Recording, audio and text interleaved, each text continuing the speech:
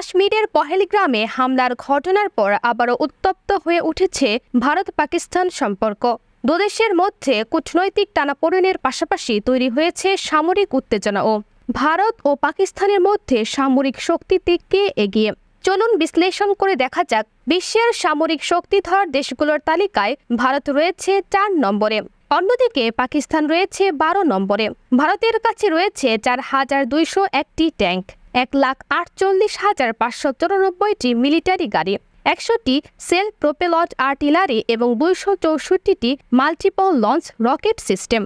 অন্যদিকে পাকিস্তানের কাছে আছে ২,৬২৭টি ট্যাঙ্ক, ১৭,৫১৬টি গাড়ি, ৬৬২টি সেলফ প্রোপেলড আর্টিলারি এবং ৬০০টি MLRS। পরিসংখ্যান বলছে সামরিক শক্তিতে ভারত অনেকটাই এগিয়ে। তবে কোনো সংঘাতে জয় নির্ধারণ হয় না শুধু অস্ত্রের উপর নির্ভর করে।